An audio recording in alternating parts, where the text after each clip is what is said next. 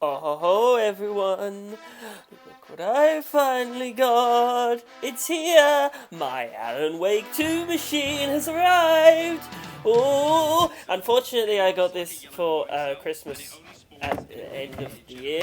I got it just before Christmas, so there will be no PS5 games on this year's list. But rest assured, there will be plenty of PS5 games on next year's list, so look forward to that. In the meantime, hello everyone, and welcome back to Frank's yearly annual thing where I rank the games what I done played, and then I tell you what I like the game, and then there is a game of the year. Just in case you don't know the rules, extremely simple stuff. Every game I played for the first time in 2023, I'm ranking here. And I played 11. Now this is all years, it's not just 2023. All these games all came out in all different years. In fact, there's only 2 games on this list that came out in 2023, and technically one of them came out like 2 decades ago. So don't be expecting Baldur's Gate 3 on this list. Don't be expecting Alan Wake 2, or Hi-Fi Rush, or Final Fantasy 16, or anything like that. Let's just kick things off with our favourite yearly tradition that everyone who subscribes to me loves watching. Look at those views. Everyone loves these videos. Have you ever watched Dragon Ball and thought to yourself, wow, I wish I was a Dragon Ball character and I was flying around, and Goku and Krillin and Vegeta and Piccolo, they were all my friends and they all thought I was super cool. Well, I haven't, because I've never watched Dragon Ball. But Dragon Ball Xenoverse 2 keeps going on sale, and it was on sale for like $5. And I've been morbidly curious about how they've been updating this game for like, I think it's like 10, 9, 8 years at this point. They just refuse to let this game die. So I figured, why not? Let's see what all the hype is about. It's cheap. I'm sure it'll be a good time. Now, to a certain extent, I can tell why people would enjoy this game. You get to replay all the old Dragon Ball moments, all the iconic arcs that you know and love and have got to replay in every single Dragon Ball video game ever made through all time ever, but with your own original character. And then events are different, and there's time shenanigans, and you get to hang out with all your friends, and you get to learn their moves, all your favourite characters, heroes and villains. You get to learn their moves, and they say that you are cool. And you go, oh my god, Cell thinks I'm cool. Oh, thank you, Cell. I love you, Cell. Oh, you're the best. And I'm going to be real with you. No, I haven't seen Dragon Ball. I haven't watched a single Actor episode of the show. Everything I know about Dragon Ball comes from whatever Team 4-Star has done. But I had a good time with this game, up to a certain point. There's your warning. Dragon Ball Xenoverse 2, unfortunately, kind of falls apart the further you get into it. I'm going to be honest with you, this game has been out for more than half a decade, and it sure doesn't feel like it. Because there's a whole lot of shit in this game that really should have been fixed years ago at this point. Here's what really pisses me off about this game. So you have the enemy AI, right? And the enemy AI is like insane and OP and ridiculous. And they will obliterate you once you get into the harder difficulties. They can like track you. This does not work for me, but their ultimate moves can track you. And I don't understand why, because when I do my ultimate moves, I'm just locked in, firing in a straight line. But when they do their ultimate moves, they could just spin around willy-nilly however they want. On top of that, they get like 17 health bars or something. Now, let's talk about the allies. They are either absolutely obliterating the enemy by firing off all their super moves at once, or standing there like wet fish, doing nothing, getting the shit kicked out of them, and not offering any resistance whatsoever. They are genuinely completely brain dead. Here's a clip I uploaded earlier this year where I've been knocked out by the enemy, and my helpful AI just flies into a mountain, because it can't seem to understand that you have to go around the mountain. And then it doesn't even revive me, because you have to lock on to the people you want to revive. Meanwhile, there's 3 other enemies flying around trying to beat the crap out of you. Game came out half a decade ago and they haven't changed that for some reason. Let's also talk about how when you have to protect a helpful AI, they seem to have like 1 bar of health and get absolutely obliterated. And if you want to get the ultimate finish, they need to have 50% of their health left. Which, no, that's not happening unless you beat the game and you get the skill that heals them very slowly, like barely any health at all. You have to use it like 7 times, meanwhile that timer is slowly counting down, and you might think that that timer is generous, but trust me, it isn't, because sometimes the game will just lie to you about how many people you're going to fight. Because apparently, this far into release, they can still only fit 6 opponents into the preview screen, when you're actually probably going to be fighting 14, and that number isn't a joke. That has happened to me more than once. You know what my favourite thing is? My favourite thing is when I'm about to lose in a mission, and if you lose in a mission, you get kicked out back to the hub, you see. So, you know, that's a lot of loading screens. There's 2 loading screens, so you might be thinking, well, you just hit restart mission. Except if you hit restart mission, it doesn't actually restart from, say, the start of the first fight in a mission. It actually restarts from the first cutscene of the mission. So you have to skip every single cutscene. Sometimes there's 4 cutscenes, so you just have to sit there for like 2 minutes straight, just sitting through loading screens while you spam buttons to skip cutscenes that you really shouldn't be watching at all. Again, over half a decade later, then you get to the expert missions, and the expert missions are incredibly difficult, and presumably you'd want to go online to do that. But that's okay, for the most part you can get through them with the single player AI, except when you get to mission 15, Extreme Malice, which is apparently widely regarded as the single hardest thing in the game. I can understand why, because you have to fight like 5 incredibly difficult people in a row, and of course the AI has decided that it does not want to bring in the move that is the only way to dodge this one attack that all of these guys do. So they all end up dying, like, incredibly quickly, and I'm fully convinced that there's literally no way to finish this unless you go online and bring in actual real players, which I did eventually because there was a free weekend of PS Plus. And even then, we still nearly lost because the game glitched out for some reason, which is apparently a common glitch, again, over half a decade after release.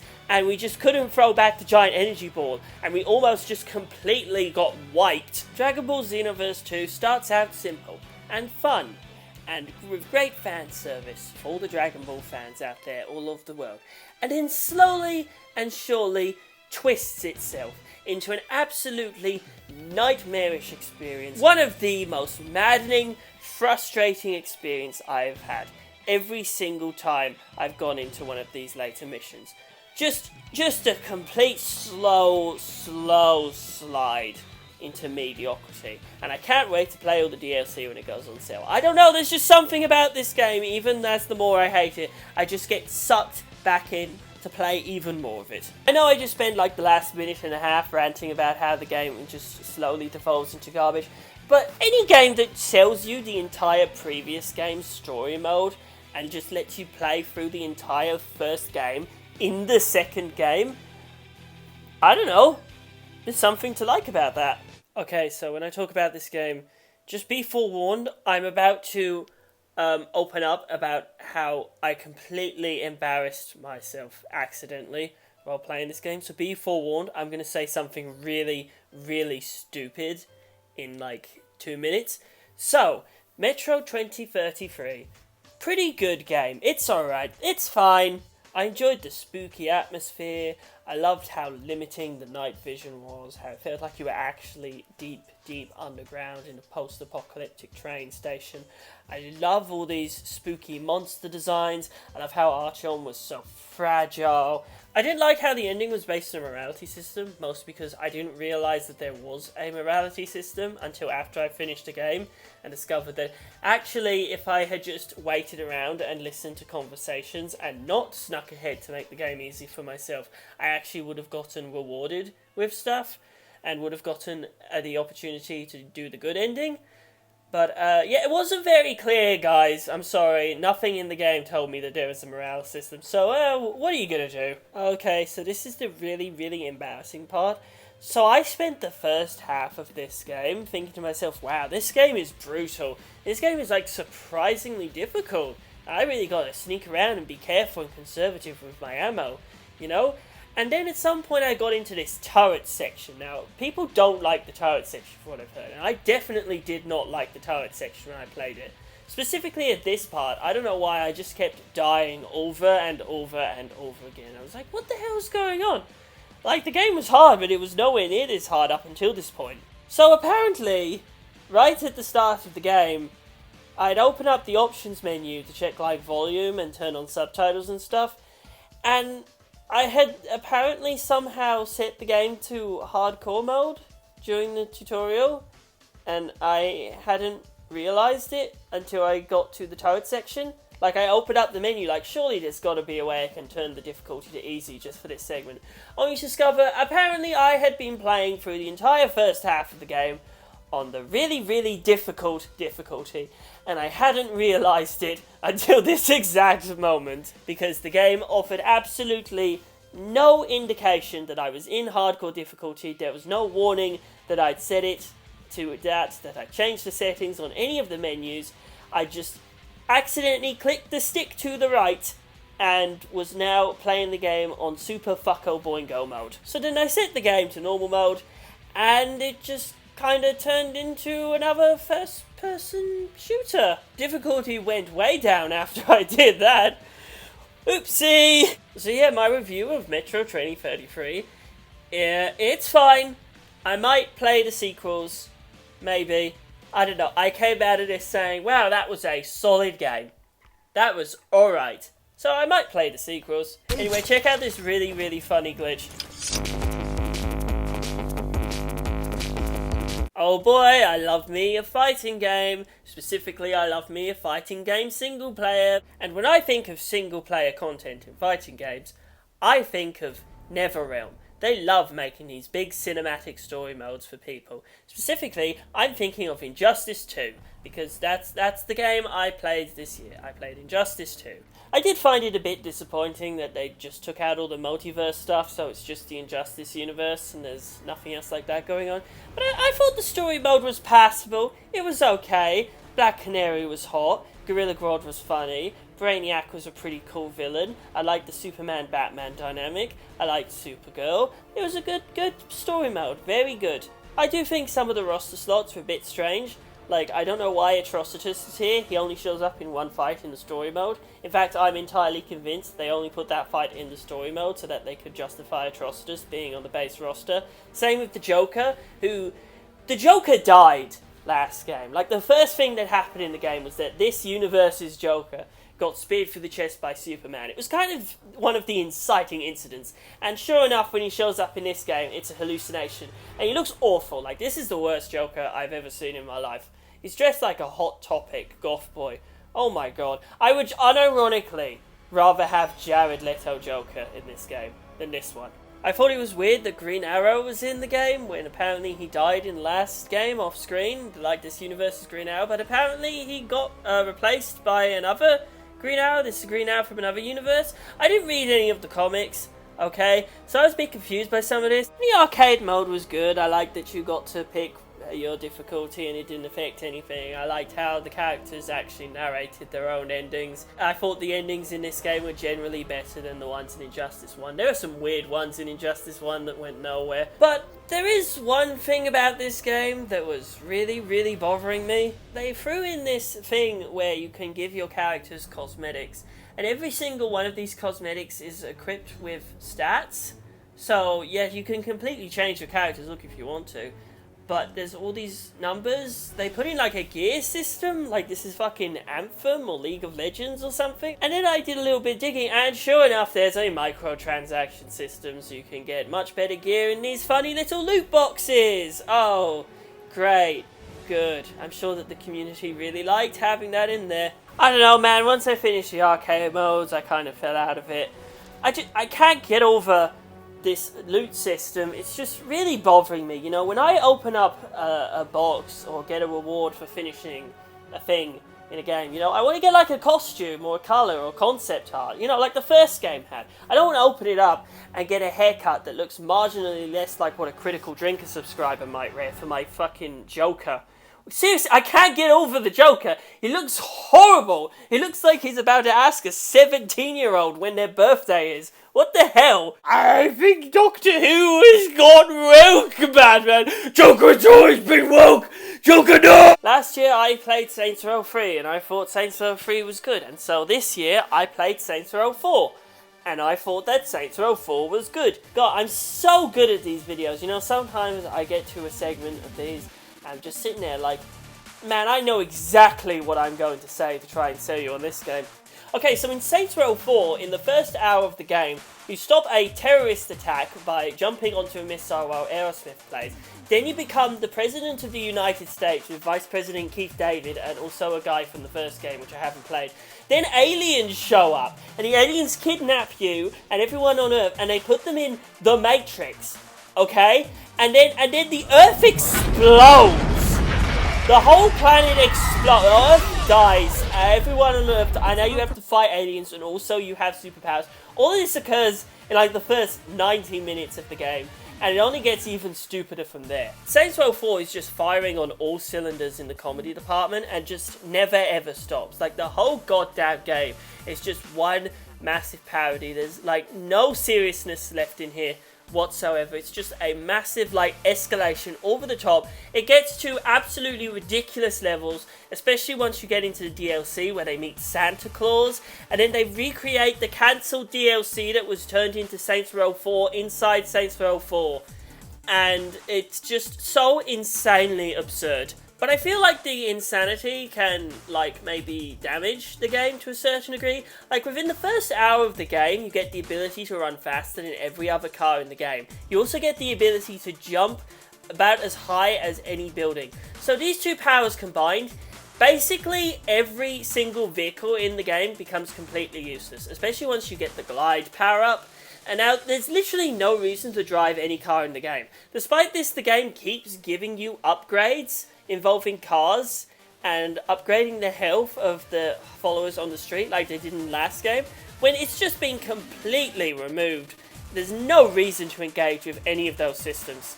No way, man, I can increase my homies' health? That's awesome, man. My followers on the street get more health and they help me out. It's great, man. Just one small problem. You gave me this free power-up that blows literally everything up.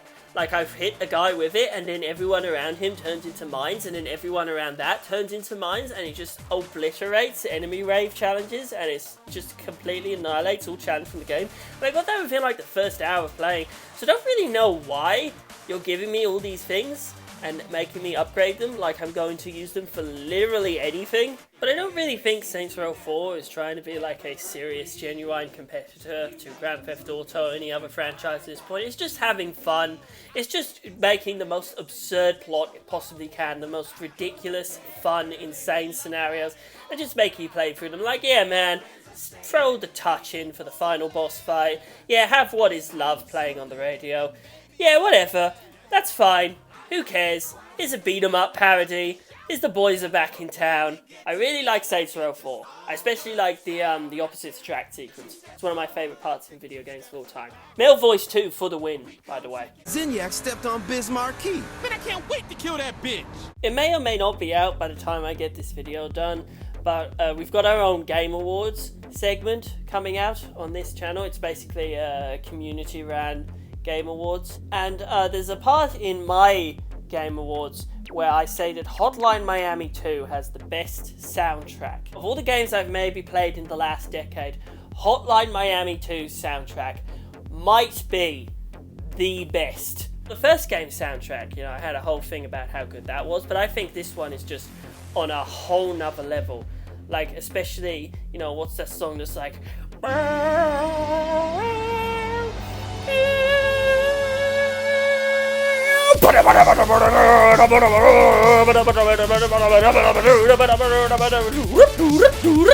Oh, and then there's the one that's like...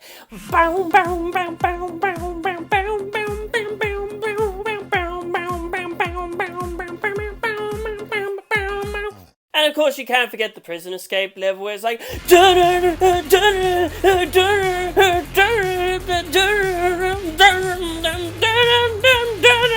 God, it's so good. Pisses me off so much they've never sold this officially, like put this on iTunes or Spotify or whatever. I want to listen to this soundtrack all day, every day, man. I want to buy this physically and own it in my home. It's so good! Hotline Miami 1 was a bit of an abstract game in the sense that it didn't really tell you what the plot is. There wasn't much of a plot in Hotline Miami 1. Hotline Miami 2 has quite a lot of plot happening. Maybe a bit too much plot.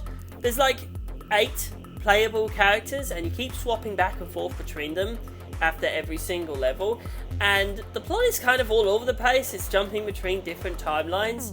And it can get really, really disorienting. I had to look up a video on YouTube to understand like the full timeline of the series after this point, because it just kept jumping back and forth, back and forth, back and forth between characters. And then those characters would get killed off a third of the way through their story arc, and he'd be like, okay, I guess we're just gonna start murdering whoever we feel like it. Another way I think the game is not as good as the first one is in the gameplay. Now, in Hotline Miami 1, all the levels were like, you know, a house, an apartment, a police station. In Hotline Miami 2, the levels are big.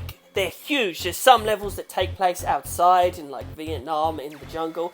And you can't see the enemies from all the way on the other side of the screen. But the enemies can see you from all the way on your side of the screen. And they will shoot you from miles away when you don't even know where they are. And that's not really trial and error. That's just unfair. That's just error, man. There's nothing really much to gain. What am I supposed to learn from this? From being shot from like 17 miles away because a dude in an entirely different room saw me through one singular pane of glass and planted a shotgun shell directly into my forehead. Like, I don't feel like that was my mistake that I got killed. Like, in the first game, it's like, well, you know, you could see the enemy who was over there. You should have been more careful about how you were going. I can't see shit in this map, bro. I can't tell where anything is. There's so much glass and everyone can see me through every single wall. And you're telling me that there's a hard mode with even more shit to deal with after I finish the game? Nah, I won't be touching that. No siree. Thank you. Coming in at not number 5 this year, it's Yakuza 5. You know, of all the Yakuza games I've played up to this point, this might be the most Yakuza game. This might be the biggest game I've played in this franchise so far. It took me 116 hours to finish my first playthrough of Yakuza 5. Okay? It took me longer to beat this game than it took me to finish my first playthrough of Persona 5. That should not be happening. I'm sorry. For any game in this franchise, that is insane. But let me tell you, the entire month I spent playing this game was spent playing quite a lot of game. In Yakuza 5, you have 5 playable characters, including this new guy and also Haruka, Kiryu's daughter. Hooray! Each of these characters have their own story mode set in their own unique city. That's right, it's not just Kamurocho this time around, there's even more cities. But most importantly, all 5 of these characters have their own side stories. And this is where Yakuza 5 reveals that it's also actually 5 games in one. You've got Kiryu's taxi service, where you deliver people, and also do sick initial D-drifting on the highway. You've got Saijiman's hunting minigame, where you shoot bear and deer in the face, and you have to bring up your own unique shit and place traps and catch animals, and hunt down gemeralds and mushrooms. You've got basically Haruka's entire story mode, which is just an idle game. Like, there's a full-on rhythm game in this thing, and you have to do multiple times. There are unique mini-games for Haruka within her idol business. And you've got Shinada's baseball game, where you've got to hit home runs and upgrade your bats. And already, this is so much game. And that's not even counting the fact there's a full-on, like, 50, 60 hour long main storyline full of the usual typical Yakuza twists and turns and conspiracies and gunshots. Like, normally when I play a Yakuza game, I leave this side content until after I finish the main plot, because I want to get through the main plot. I want to know what happens to my favourite characters. Before I even finished the main plot, I had completed all of these. All the way through, from the first time they showed up. Like, all of them are good. All of them are good. There's 5 games in this one game, and all 5 of them are really, really good. Yakuza 3 had a god-awful plot, and it made it the worst game in the franchise. Yakuza 0 had an incredible plot, and it's still the best game in the franchise for me. So where does Yakuza 5's plot land? Well, it's a really, really, really well done storyline. Up until the last 3 hours of the game, where it suddenly isn't. I feel like, you know, the game had so much potential leading up to the finale, so many twists and turns, and I was hooked on every part of the story. Future antagonists getting set up, double crossings, all big dramatic moments, and then when you get to the final act, I feel like it just kinda, there's a lot of wasted potential, if you know what I'm saying. There's 2 really specific moments I want to talk about here. I'm going to do it without spoilers. The first one involves a certain legacy character that's been in the franchise for a long time now. There are certain plot points relating to their backstory that are huge. These are massive revelations. It's like, oh my god. So much about this character has changed. My whole perspective on this character has shifted around. It's so emotional. It's had such a hard life. It's crazy what this guy has secretly gone through in the background. And then you get to the end of the game, and the whole time you're like, okay, what's the emotional payoff going to be? Because this character, really, they kick the plot off, you know? And this whole backstory is it's really the driving force behind the entire narrative. But then you get to the end of the game, and, like, the game just kind of, I don't know, it, like, forgets that? It, like, forgets to put, like, an emotional finale on it? Like, you'd think this character would have some kind of reaction to all the stuff that has been going on in the game. But then it's just kind of like, nah, whatever, we forgot to film that part. What? I've been waiting the whole game to hear how this guy reacts to this stuff. Are you serious? You're just not going to show it? That's a pretty big deal for this guy, I would assume. The other choice I find really strange is the final boss. The guy they picked to be the final boss is definitely one of the decisions in this franchise of all time ever. I can think of at least one extremely specific other character from this game who would have been a much better final boss if they hadn't suddenly killed them off for shock value 5 hours earlier. I'm sure you all know, I'm sure you can figure out what I'm talking about if you finish the game, but I remember walking into the final boss room and seeing who I was about to fight, and I was like, huh? And then the guy himself, the final boss, is like, I don't know why I'm the final boss. That is basically what he says. So yeah, in conclusion, Yakuza 5, one of the biggest games I've ever played in my life. Definitely, I would say, on the higher end of Yakuza. So much incredible stuff within this game. I feel like this is where the sub-stories really start to hit their stride in terms of just absurdity at times. But then I feel like it kind of falls apart in the last couple of hours, you know. I feel like a lot of plot points just get written off for shock value, or just like go nowhere, or just forgotten about, and don't really get much for conclusion. Maybe it's in Yakuza 6, maybe there's something about it in 6, I don't know. What I do know is that Haruka is the greatest character of all time after this game. We need to protect her. She's the best character in this franchise. She's so scrungly, she's so scringus. Kiryu, I'm gonna be real with you, Kiryu.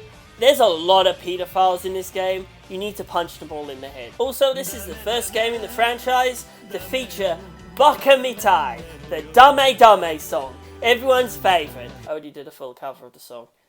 So I'm not gonna end, like last year I did the Machine Gun Kiss cover. So I guess we're not gonna have a karaoke cover this time around. That's a shame. I guess we'll just have to move on to next entry now. And you already know where this one's going. I know you memo, akakaremo, nakagaki no mama boyakete,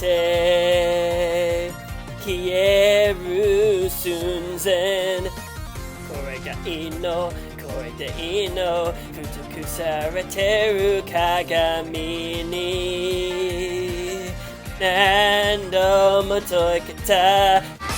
Are you ready, go? Hashirida so, Toriso Gisa, Asitato, Utsumakanai, Furinukanai, Ashitara Zentai, Moto Shiny, Jibun Shidai, Tsukame Mirai, Imasuku Satato, Botai, no Shitemiyo, Tashiwa, Koan Zanai Hazu. ありがとうございます。 All pedophiles should be shot in the head. You know what's really cool and we should be doing more of? Shooting Nazis in the head. If only there were video games where you could shoot Nazis. What? Call of Duty has been running for like 20 years? That doesn't really help. That doesn't work. I didn't play Call of Duty. I don't know why you bring that up. What? Wolfenstein? You get to shoot Nazis in that? And there's a modern reboot? Whoa! I don't think Wolfenstein The New Order comes close to, the big masterpieces of the genre, like Half-Life 2 or Doom Eternal. But in my opinion, I think Wolfenstein The New Order is just a really fun video game. It knows what it's going to do, it has ideas, and it executes all of its ideas really, really well. The gunplay is pretty damn good. There's stealth sections, and they work pretty damn well. The story is pretty damn good. it's emotional. And you get to see just how cruel the Nazis really are. You know, they're not just standing around going, haha, we are Nazis and we shall kill you. Haha, we are French for some reason. No, these Nazis are like bastards. Like, they are creative in their bastardry. And you really feel like you just want to shoot them all in the head. Not only that, but technically there's 2 story modes. Well, like, I'd say like 1.5 story modes. Because a choice you make at the start of the game will affect whether or not a certain character lives or dies, and whether or not another certain character lives or dies. And this actually changes cutscenes, and quite a lot about the game. There's a whole ass support NPC that you can just not end up seeing if you don't end up playing the other side of the campaign. Which, full disclosure, I did end up doing 2 full playthroughs of this game. That's how much I enjoyed it. Normally I would wait like a couple of weeks to a month before going back into a game. I started the second story campaign for Wolfenstein New Order the minute I finished the first one, because I was just so engaged and I wanted to see the changes. And most importantly of all, I just had a lot of damn fun playing the game. You know, this is what shooter games need to be. We need to go back to this era of shooter games. Just need to be fun. Just good old-fashioned fun. You know, Doom 2016, Wolfenstein New Order. These 2 games, they understand what they want to do within their genre, and they just do it. They just have a damn good time. But I don't really know what else there is to say. Wolfenstein New Order is a damn fun game about shooting Nazis in the face, and everything it does pretty good. It's a fun game, good fucking game, and it's good, and it does everything well, and it's a good and play and do it and play it. And here it is, the one game that was actually in the running for Game of the Year that came out this year that I actually played. It's Super Mario Wonder. It's like New Super Mario Bros, but not incredibly bland and boring. I appreciate Nintendo taking a step back and deciding, maybe this Mario game should be fun to play. So it's a standard 2D side-scrolling Mario game, right up until the point that you grab the funny little collectible in the middle of the level, at which point everything just gets completely batshit cuckoo bananas. It really does show that what was missing in these 2D Mario platformers up until now, you know, the whole new Super Mario Bros. Series, it was just lacking a certain charm. It was getting really sterile, and this is just a massive improvement on the genre. When you grab a Wonder Flower, anything can happen. The pipes can start moving, there could be a quiz, it could turn into Zelda, anything could happen and you have no idea what's going to happen until you grab it. And sometimes it makes the level harder, and sometimes it's just really, really insane stuff, and it's just so much fun. On top of that, all the animations are really charming for all of the playable characters. Unfortunately, I did not touch the Yoshis because they are easy mode. I have 100% of the game. I have finished all the levels and got all the collectibles, all the levels, all the flagpoles. Big 100%, big check mark on my save file. I made sure to absolutely devour this game. I could not get enough. I love the music, of course. I love the new Mario voice actor. Very sad to see Charles Martinet heading out, but I think Kevin Afghani, you know, he's stepped up and he said, I'm gonna do it. I'm gonna win. And I think he really is gonna win, because he does a damn good job replacing him in this game. You can barely tell the difference. I really liked some of the badges you get. You know, some of them I didn't really put on because they were like easy mode, or they trivialized the game too much. But shit like giving Mario a glide, or making his spin jump propel him into the air, or giving him the triple jump from the 3D games. There's a grappling hook? What? And I never put on the expert badges, of course, because I'm not a complete psychopath. But all these badges, they are really fun. I hope they bring all this stuff into the next game. Except the bosses, I really, really hope they improve in the next game. Koopalings, I'm sorry we were mad at you. We forgive you. Super Mario Wonder is a breath of fresh air, a shot in the arm, whatever else you want to say about it. It's just one of the best 2D Mario platformers in a while. But I really, really hope they don't like run this into the ground like they did New Super Mario Bros.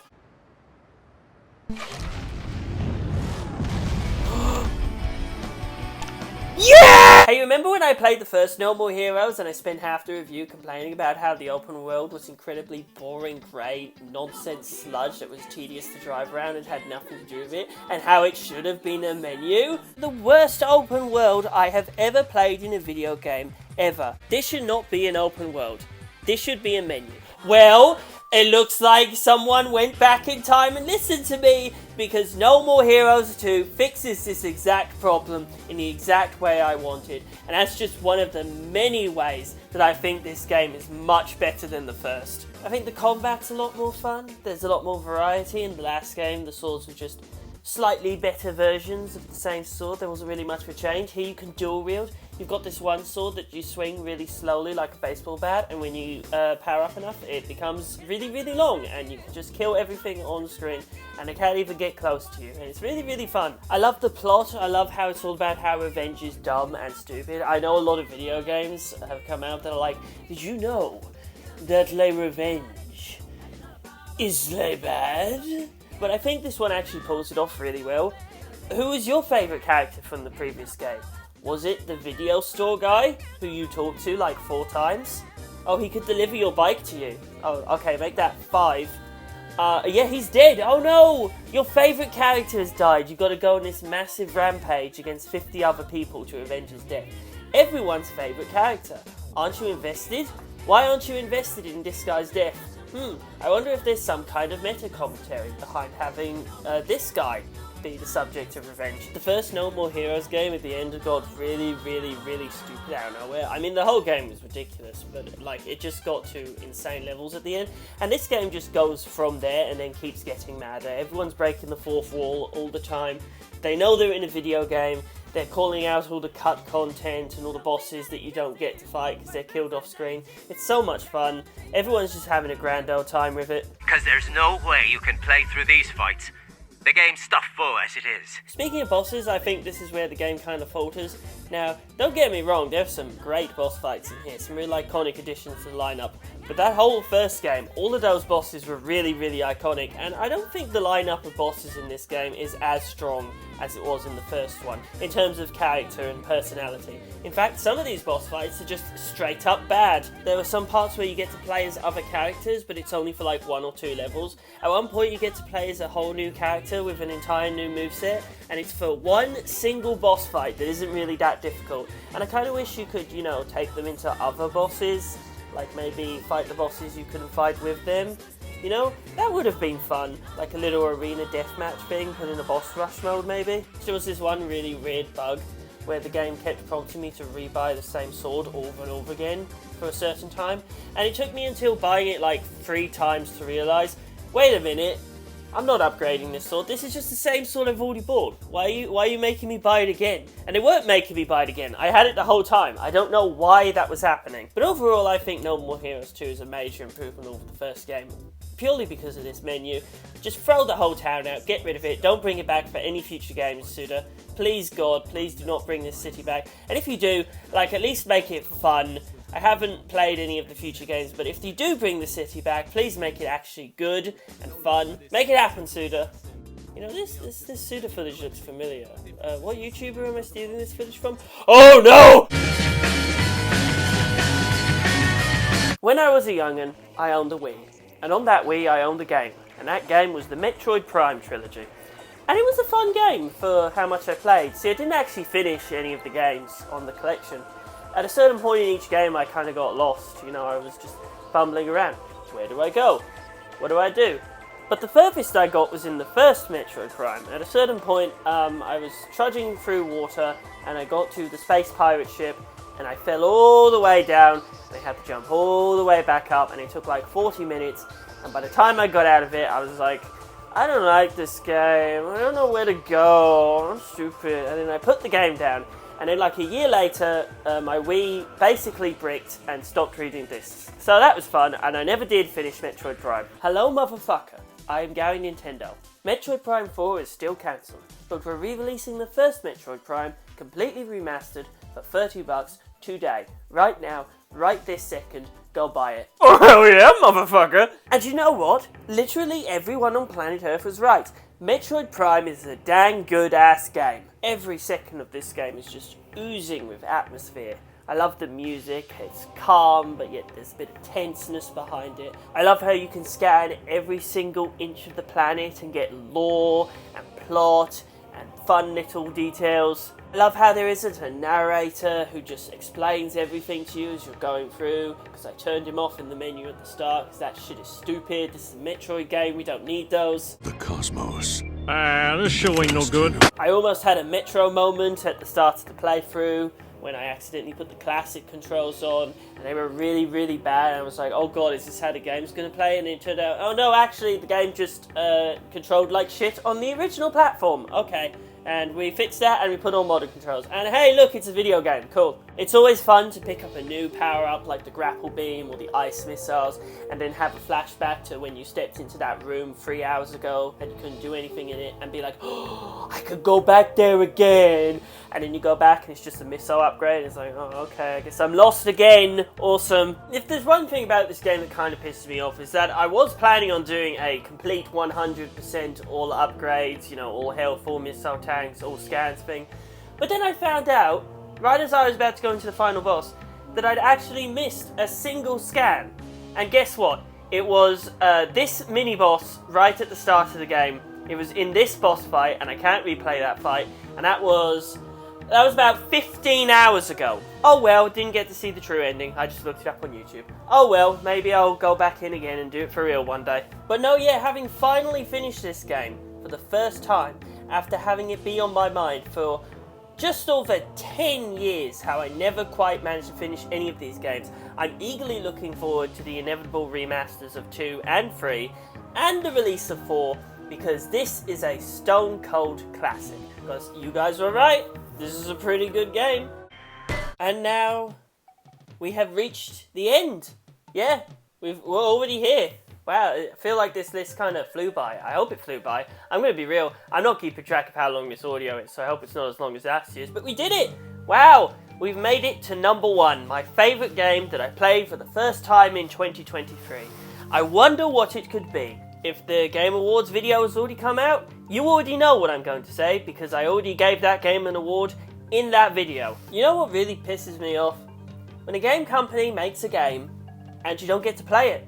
Not in the sense that they cancel it, or they just chuck it out, or it goes offline after a couple of years. In the sense that it comes out in some regions, and then nowhere else. This happens a lot in Japan. This probably won't sell over there. Those filthy gaijins don't get this. Don't ever release it in Europe or America or anywhere else. It's just for us. And then people have to go around making fan translations, fucking mother free. That's never been officially released over here. I remember seeing ads for Dragon Quest X, and I was like, oh, Dragon Quest X, I just finished playing 9. That looks like fun. And then years later, Dragon Quest XI is announced. I'm like, what the hell happened to Dragon Quest X? Oh, they never released it over here. Oh, well, that's great. Thanks, guys. It's not like this is a massive franchise, the biggest RPG franchise in the world or anything like that. Sometimes it's because they don't think it's going to sell well. Sometimes, you know, they're just not bothered to do it.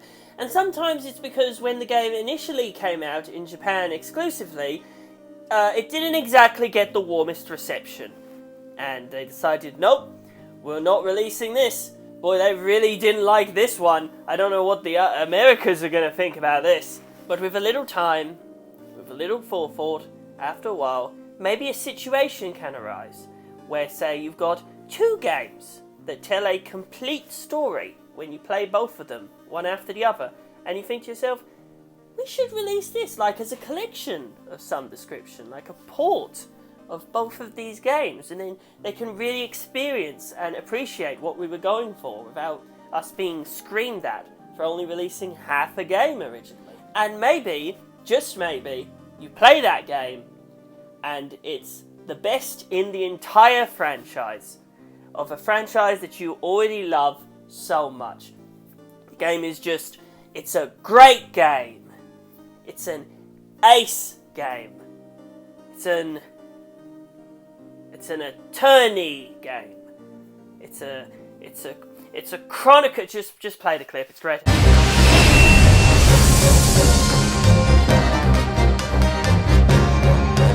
Remember in the very first of these videos I did, I gave 48 Shibuya Scramble the number 2 slot on the list? For a while, that was my favourite visual novel. And now, Great Ace Attorney Chronicles is here, and I can officially declare this is my favourite visual novel of all time, and the best game in the Ace Attorney franchise, until I play the Apollo Justice trilogy. But I'm going to be real with you, they're going to have to blow me out of the water to top this one.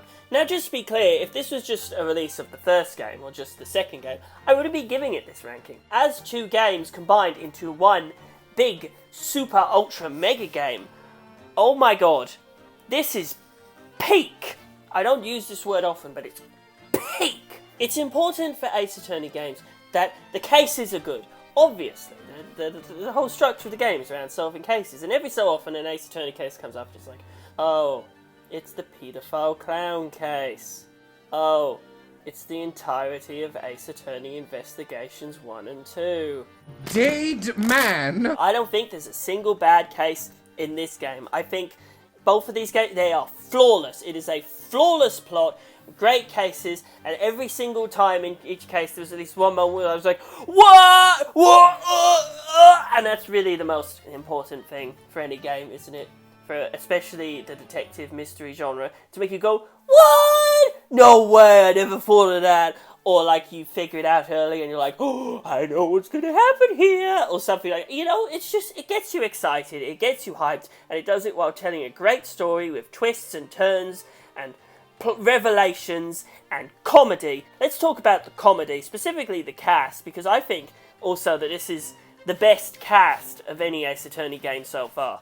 You've got your main character, Renosuke Naruhodo. He starts out as like, you know, the typical, oh, I don't know how to do law, I've never done a case, ooh. And then by the end of it, he's a complete machine. There's your assistant / love interest, Susato. She's funny, she's cute, and she can kill you if she wants to, which are all good qualities for any character to have. There's William Shamspeare. He's like this theatre guy, and he's just completely insane and comedy gold every single time he opens up his mouth. There's Inspector Gregson and his never-ending pile of chips. There's Enoch Drebber, whose design is just peak. One of the best designs in fiction. I think it is literally a spoiler to show you this guy's character design, so here's some unrelated gameplay instead. There's Mr. Garadeb, the war vet. I'm not a fan of his wife as much, for reasons that you'll find out when you play the game, because I'm not spoiling anything. There's Mel Strongheart, who just has this strong presence throughout the whole game, and he's so much fun. He's one of those like uber serious characters that just stands out and is comedy gold on his own. There's your best friend Kazuma, who has a samurai sword, which automatically makes him the second coolest character in the game.